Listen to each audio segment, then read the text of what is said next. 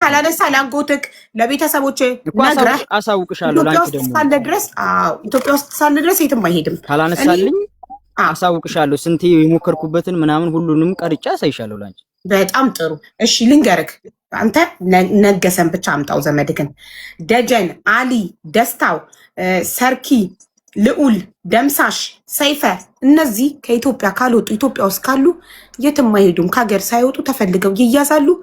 ጥያቄያችንን ይመልሳሉ። አልይም ስልኩ ስለሚሰራ የዛኔም ግባ ብዬ ነው ሰይድ ጋር ያቀረብኩት እኔው ራሴ ደውዬ በቃ ግባ ለምንድን ነው የማትመጡት እየሰማን ነው ብለዋል። ይሰማሉ እኮ ሁሉም እኮ ይሄን ያዳምጣሉ እኮ። ታዲያ ንጹህ ከሆኑ ምን አስፈራቸው? ንጹህ ከሆኑ ምን አስፈራቸው? ለምን አይመጡም? እንደኛ ፍትህ ፈላጊ ለእህታችን ፍትህ የሚፈልጉ ከሆነ እንጂ ምን አስደበቃቸው? ምን ስልካቸውን አዘጋቸው? ምን በፌክ አካውንት አከታተላቸው? ላይቡን አይመጡም? እንደ ሌባ ተደብቀው ከሚያዩ ንጹህ ከሆኑ ይምጡ። እዚህ ጋር ጥያቄዎቻችንን ይመልሱ። አንተ ይኸውልህ አንተ የሚጠበቅብክን ሁሉ አድርገሃል። በየቤቱ ስትጠራ ሄደክ ለእያንዳንዳችን ጥያቄ መልሰሃል። የራስክን ኃላፊነት ተወጥተሃል። ስለሌሎቹ ተወው። እንፈልጋቸዋለን፣ እናገኛቸዋለን። እኛ እኔ ከዚህ በኋላ በቃ በቃኝ። እኔ ራሱ እንዲህ ነገ ነው የሚበቃክ። ያጎትክን ልጅ ይዘከው ስትቀርብ ነገሰን እንፈልጓለን። ለምን የሰው ንብረት ይዟል? ስልኳና ፓስፖርቷ እሱ ጋር ነው። የሰው ንብረት ይዞ መጥፋት የለም እኮ። እሱም መጠየቅም እኮ ይቻላል እኮ እንዴ እኮ። አምጣው አንተ ዘመድ ካል እንዴ ያጎትክ ልጅ አይደል? አምጣው አንተ ማምጣት ካልቻልክ ደግሞ አድራሻ፣ የቤተሰቦቹን አድራሻ ስጠን። ለህግ አካላት እንስጥ። ለጥያቄ ይፈለጋል። ይቅረብና ጥያቄ ይመልስ። ለቅልቦች ላስተላልፍን ያንተ አድራሻውን ስጠኝ። የቤት ቁጥሩን፣ ወረዳ፣ ኤቭሪቲንግ ስጠኝ። እኔ ለቅልቦች ላስተላልፍ። ይሄድና በህግ ተይዞ ይጠየቅ። ማንም ሰው እኮ ተጠርጣሪ ነህ ከዚህ ቦታ ስለነበርክ እና ለጥያቄ ትፈለጋለህ ከተባለ በህግ ሄዶ ጥያቄውን መመለስ አለበት። ለምን እንደ ሌባ ስልኩን ዘግቶ ይጠፋል? የገጠር መጠየቅ ያለባቸውን መጠየቅ ይችላል። ምን አለ መሰለህ አሁን አንተን አምና የአካባቢ ልጅ ነው ብላ ካንተ ጋር ሄዳ እዛ ላይ እኔን አምና አይደለም ወንድም ሄደችው ልጅቷ። እኔን አምና አይደለም ወንድም ያው እናንተን አምና አብራችሁ የነበራችሁ ልጆች በሙሉ አምና ነው እናንተ ጋር ሄደችው እቺ ልጅ። ስለዚህ ልታግዘን ይገባል እንጂ ለምን ተጠየቅኩ ብለህ ልትቆጣ አይገባም። እንዲያውም ሊቆጭህ ይገባል። ለምን እዚህ ጋር አንድ ሐሳብን እያቋረጡኝ ነው። ሐሳቤን መስጠት አልቻልኩም። አው ተስፋ ይቅርታ ተስፋሽ ሄድ በጣም ይቅርታሽ። ምንም ችግር የለም ወንድሜ ሀቡ። አሁን እኔ ላንቺ ነው ነብሰ ጡርም አይደለሽ ረጅም ሰዓት ማር ላይ ተቀመጥሽው።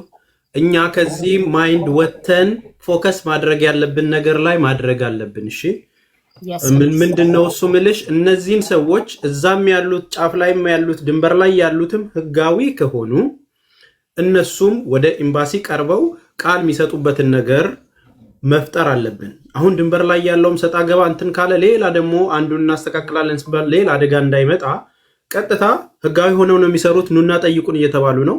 ኢንቮልቭ እንዲያረግበት እዛ ኤምባሲው ኢንቮልቭ እንዲያረግ ይሄ ጉዳይ ሲሪየስ መሆኑን እኛ ጫና ማድረግ ይኖርብናል። እዛ እንትን እንላለን።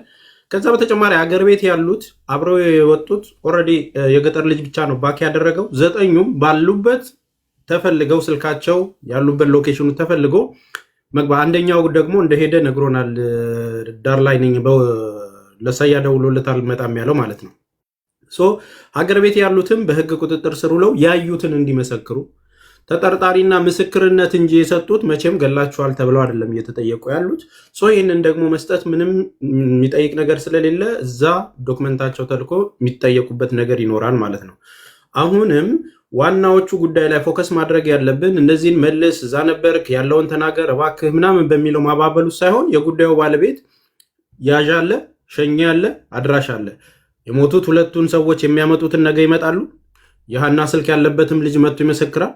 ዘመዷ ነውም ተብሏል። የሃና አደራ የተሰጠውም ልጅ ደግሞ ያኛው ልጅ አለ ባለፈው የመዘገብሽው፣ እሱም ደግሞ መጥቶ መመስከር አለበት ያለውን ነገር። አባቷንም በደንብ ደግመን ደግሞ ዛሬ የተነሱትን ነገሮች ጠይቀን አባቷንም ዘመዱንም ያለውን ነገር አድርገን ወደ መስመር የሚይዘው ያ ነው እንጂ እንትኑ እልም ይልና አሁን እያንዳንዱ አጀንዳ እየሰጡ ነው። አሁን መጠየቅ ያለብንን ነገር እንዳንጠይቅ ረጅም ሰዓት ተቀምጠናል። ግን ሰንበዲ ገባና መረጃ አለኝ ይላል። ከዛ እንደዚህ የሆነ ነው እስከ 10 እና 11 ቀን የሚሄደው። ስለዚህ ዛግ ቦታ ያለውን ኃላፊነት የሚወስዱልን ማን ነው? ይህንን ነገር እንዴት ነው የምናደርገው? በህግ በምናውቃቸው ሰዎች በሽማግሌ በተለያየ መንገድ እየተነጋገረን መስመር ማስያዝ ካልቻልን በስተቀር ከባድ ነው የሚሆንብን ብዬ ነው ማስበው። ቀጣዩ የነገ የበስራችን ላይ እናውራና ነገ ምንድነው የሚሆነው ስንል እነኛ ሰዎች ይምጡ፣ አራቱም ተክላይም ማን ነው ያኛውም እና ሁለቱ ደግሞ እኛንን የቀበርናት ያሉት አራቱ ይምጡ። ስልኳን የሚያዘው የገጠር ልጅ ነግሮ ይምጣ። የገጠር ልጅም እንዲገኝልን እናደርጋለን። ለሌሎቹም ለአራቱም ደግመን ግን ተስፍዬ ላቋርጥ ፈልጌ አይደለም። የሚመጡት በስልክ ነው። እሺ፣ በዛ ነው የተስማማ ነው። በቪዲዮ ፍቃደኛ አይደሉም። በስልክ ይመጣሉ ሶስቱ፣ ሁለቱ ቀበርናት ያሉት። እንዲሁም የገጠር ልጅ ደግሞ አሁን ቃል ገብቶልናል ያጎቱ ልጅ ጋር የቻለውን ያህል ሁሉ ደውሎ እንደሚያመጣው ህጋዊነታቸው ከተረጋገጠ ደግሞ እዛ ኤምባሲ ሄደው ቃል እንዲሰጡ ማድረግ ነው ሜን ቲንግ። አለበለዛ በቪዲዮ ስላልታዩ ብቻ በድምፅ አዳሩን ብዙ ነገር ሊደረግ ይችላል። ፌክ ኢንፎርሜሽንም ሊሆን ስለሚችል እነኝን ነገሮች ሊያረጋግጡልን የሚችል ሰዎች ህጋዊ ነን የሚለውን ነገር ከነገሩን እዛ የህግ አካል እናደርጋለን። በህግ ደግሞ ሊጠየቁ የሚችሉበትን መቼም ሁሉም ያውቋቸዋል አይደል? እዛ በዛ ነገር እናደርጋለን። ከዛ ውጭ አሁንም ትኩረት ማድረግ ያለብን ብዬ ማስበው አሁንም ሀዘናቸውን ላለማበረታት ቤተሰቦች ክስ ይጀምሩ። እነዚህ የምንለፋቸው ነገሮች ሁሉ ዶክመንቶቹ ተይዘው ክስ ካልፈጠሩልን ማስረጃዎችን ልናደራጅ አይችልም እና ፋይሉን ክስ አባትየው ይጀምሩና ይሄ ነገር ውጭ ጉዳይ ሚኒስቴርም ሰራተኛና ክህሎትም ሄደው በደብዳቤ የልጄን ጉዳይ ብለው ደብዳቤ ያስገቡልን። አንድ ዙር ከክሱ ውጭ የሚመለከታቸው አካላቶች ላይ ደብዳቤ ገባ አይደለ? ተስፍሽም እዛ ያለውን ነገር ሊያግዘን የሚችለው እነኛ እንደ ደብዳቤ ተግዞ ነው። ደብዳቤ አሁንም ለቅን ልቦችም ደግሞ ይተባበረን ብለው ይጻፉ። ለነሱ አጀንዳ ኬዙ ይያዛል ማለት ነው። እኛ ደግሞ እዚህ ያለነው ሰዎች ፍትህ እያልን የተለያዩ ሚዲያዎች ላይ አሁንም ማጨናነቃችንን አንተውም። ያንን ነገር ስናደርግ ትኩረቱን ሳይፍድ አባትየው የጠየቁት በአንድ ሰው ቢሆን ፋይል አደራጅተውልናል። ፌዴራልም ኢንሳም እያንዳንዱ ቦታ እንዲገባ ከተደረገ ትብብር ጥያቄ እያንዳንዱ ነገር እያደገ ይመጣል።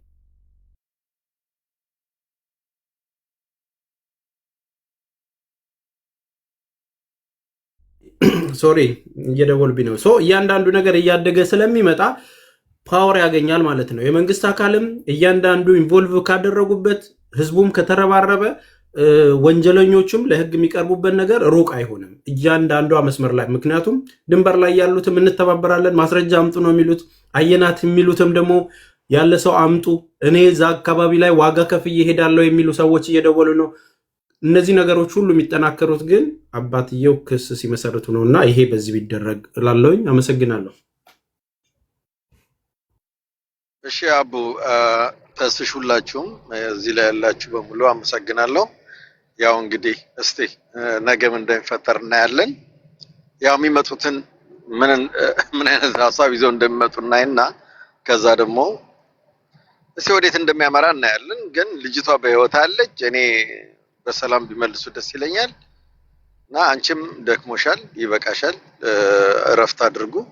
እኔም እስቲ ትንሽ እረፍት ላድርግ፣ ኮልም እየመጣብኝ ስለሆነ በቃ ልውጣ። አመሰግናለሁ። በጣም እናመሰግናለን። መኩሽ ተስፍሽ እኔም ልሰናበት። ይቅርታ አቡዬ፣ ችግር የለም። አንዴ ብቻ ዋትሳፕ ላይ እንዲጽፍልኝ ፈልጋለሁ። በቃ ለአባትየው ክስ ለመመስረት ምን እንደሚያስፈልጋቸው ለቀልቦች ደብዳቤ ምናምን ስትለኝ ነበርና እነዛን በጽሁፍ ታስቀምጥልኝና ወደ ቀልቦች ፎርዋርድ አድርጌ ስቴፑን እንዲሄድበት ፑሽ እንዳደርግ። እሺ፣ እሺ መንገደኛው። እሺ፣ አመሰግናለሁ ሁላችሁንም፣ ሀቡዬንም ይህን ጉዳይ ከመጀመሪያ ጀምራችሁ እስከዚህ ደረጃ እንዲደርስ ያደረጋችሁ ሁላችሁንም ምስጋና ይገባችኋል። እኔ እንኳን ዘጌት ብዬ ነው የሰማሁት። ቲክታክ ለረጅም ጊዜ ጠፍቼ ነበር። አሁንም ይህን ጉዳይ መጨረሻው ሳናይ አይዘጋም። ተስፍሽ እንዳልከው ሁላችንም እንረባረባለን። በዚህ አጋጣሚ ግን አንድ ነገር አንቺንም አመሰግናለሁ ሀቡዬ፣ በጣም እናመሰግናለን። የገጠር ልጅ ግን ከቻልክ በውስጥ እስኪ አናግረኝ ፕሊስ። እሺ፣ ችግር የለውም። እና ሰላም ደሩልኝ ሀቡዬ፣ በጣም ነው የምናመሰግነው ሁላችሁንም። መጨረሻው ግን ናፍቆናል። በህይወት እንዳለች እኔ ውስጤ በህይወት እንዳለች ነው የሚነግረኝ። ከሰማሁት ቀን ጀምሬ ያንዳንዱ ነገር ከታችሁኝ እከታተላለሁ ውስጤ እንደዛ ነው የሚለኝ አለች ኢንሻአላህ